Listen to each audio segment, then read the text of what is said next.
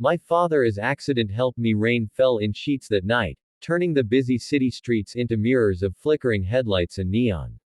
People hurried by, heads down, or umbrellas up, avoiding puddles and one another. But in the middle of it all, a man lay motionless on the sidewalk, a man who, moments earlier, had been one of the most powerful and wealthy figures in the city. Richard Wallace. A self-made millionaire, CEO of a luxury real estate empire, and the kind of man who never missed a meeting, never accepted defeat, and never stopped moving. But tonight, his heart had other plans. Clutching his chest, he had stumbled out of his limousine, gasping for air. Drivers honked, pedestrians stared, but no one came forward. No one, except a little girl no older than 8. She was drenched, shivering in a worn-out red hoodie, her small shoes soaked through. "Mister, are you okay?" she asked, her voice trembling. When he didn't answer, she dropped her small backpack and shouted for help. "Somebody, please." But people just kept walking. Then, without hesitation, she grabbed his phone that had fallen beside him and dialed 911. "He's not moving," she cried. Following every instruction the operator gave.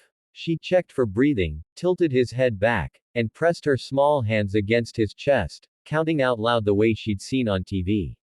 By the time the ambulance arrived, she was crying so hard she could barely speak. "He wasn't breathing," she sobbed to the paramedics. "Please help him." Richard woke up 2 days later in a hospital bed. His first thought was confusion. His second, gratitude. The nurse told him a little girl had saved his life. But she'd left before anyone could even thank her. Days later, when he was discharged, he couldn't stop thinking about that little girl. A child, out there in the rain, had done what dozens of adults wouldn't. He asked his assistant to find her. It took a week, but they did. Her name was Lily. She lived with her mother in a rundown neighborhood on the east side, one of the places his company had once bought up to build high-rise condos. Richard arrived unannounced. The building was old, the paint peeling, the stairwell dark. When he knocked, a tired woman answered the door. "Can I help you?" she asked cautiously. He smiled gently. "I'm looking for Lily." Before the woman could respond, a small voice came from behind her. "Mom, that's him." Lily ran forward, smiling, but her mother's eyes filled with fear. Richard noticed immediately, there was something fragile about the air inside that apartment. No furniture except a few chairs. A single mattress on the floor. A smell of detergent and worn clothes. He knelt down to Lily's level. "You saved my life," he said softly. "And I never got to thank you." She blushed. "I just did what anyone should do." He smiled sadly. "No, Lily. Not everyone would." As he talked with her mother, he learned the truth. Her name was Sarah. She worked double shifts as a janitor in one of his own office buildings. The irony hit him hard. She was the kind of person his staff passed every day without even noticing. And her daughter, the one who'd saved his life, had been waiting for her mother outside that night when she saw him collapse. Richard was quiet on his drive home. For the first time, he thought about all the lives behind the glass towers he owned. The cleaners, the cashiers, the guards, the ones who kept everything running while people like him took credit. A week later, Sarah got an unexpected call from Richard's office. She thought she was in trouble, maybe she'd done something wrong. But when she walked into his penthouse meeting room, she froze.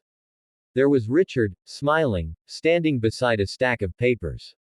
"I realized something," he said. "You've been working in my buildings for years, and I didn't even know your name.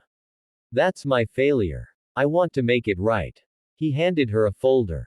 It was a letter of promotion, and a check. Enough to pay off her debts and start a better life.